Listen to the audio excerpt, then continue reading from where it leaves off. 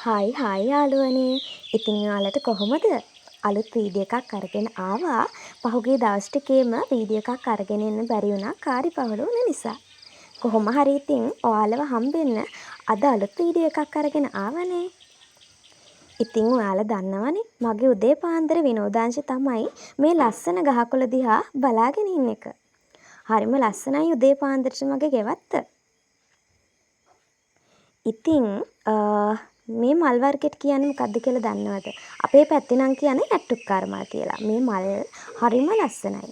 ඉතින් මම වෙන දේවල් වලින් ලබන සතුටට වඩා මේ ගහක් කොළක් ඉඳලා ලබන සතුටට ගොඩක් කැමතියි. ඉතින් මේ පැත්තේ මේ මල් ගොඩක් ජනප්‍රියයි. ඉතින් ඔයාලගේ පැත්තේ කොහොමද මේ මල් වලට කියන්නේ? ඉතින් රවුමක් දාලා මම මේ ආවේ බුදු පහන තියන්න.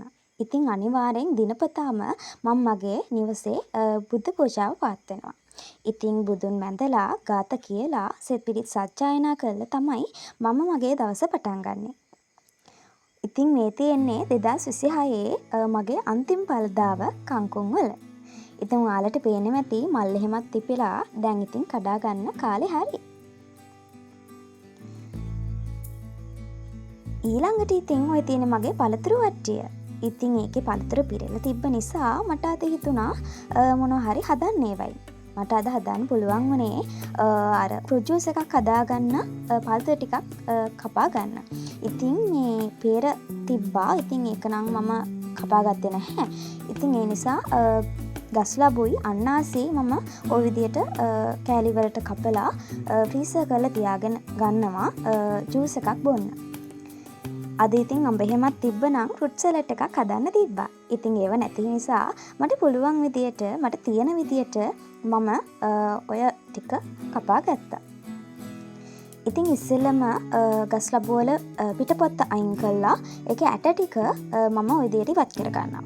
ගස්ලබු කියන්නේ විටමින් A සපිරි හොඳ පළතුරක්. ඔය විදියට පුංචි පුංචි කෑලි වලට කපාගෙන ෆ්‍රීසර් කරලා බ්ලෙන්ඩර් කරලා ගත්තම හොඳ ජූස් එකක් ඔයාගේ උදේට බ්‍රෙක්ෆාස්ට් එක වෙනුවට උනත් ගන්න පුළුවන්. ඉතින් හරිම ගුණදායක පළතුරක් හැමදාම වගේ වාට ගන්න ලැබෙනවා නම් අතුරුපසක් විදියට හෝ බීමක් විදියට ගොඩක් හොඳයි. ඉතින් ඊළඟට මේ කපා ගන්න යන්නේ අන්නාසි ගෙඩිය. ඉතින් මට හොඳ අනාසි ගෙඩියක් හම්බුණා හොඳට ඉදුණෝ මම ওই විදියට තමයි කපා ගන්නෙ. ඉතින් අන්නාසි කියන්නේ විටමින් C බහුල පළතුරක්. ඉතින් මේ අන්නාසි නිකන් කන්න එහෙම නැත්නම් ජූස් එකක් විදියට කන්න සලාඩ් එකක් විදියට කන්න මේ ඕන විදියකට රසයි මේ අන්නාසි. ඉතින් අපේ ජීවිතේ අපිට සැප දුක නිന്ദා ප්‍රශංසා මේ හැමදේම ලැබෙනවා.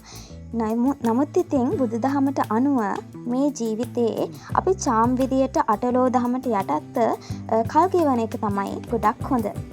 ඉතින් ගෙවුණු ඊයේ දවස අතීතයට බාර කරලා ලබන හෙට දවස ඔයා අලුතින් පටන් ගන්න පුරුදු වෙන්න. ඉතින් ඒකට අවශ්‍ය අඩිතාලම ඔයා අද ඉඳන් පටන් ගන්න. හදන්න පටන් ගන්න. ඉතින් ওই විදියට කතාවෙන් කතාව මම අන්නාසි ගෙඩියත් පොතු ගහගත්තා. ඉතින් ඒකෙන් ඔය පිහියෙන් ওই විදියට තට්ටුවක් දාලා පිහියෙන්ම මම කපාගෙන බෝල් එකට දාගන්නවා. ඉතින් ඔයාලට පේන ඇති නේ පැත්තෙන් තියෙන pear හරිම රසයි. ඔකට කියන්නේ කිලෝ pear කියලා. ඒ වගේම ඉතින් හරිය රස වගේම ගොඩක් ගුණයි pearත්.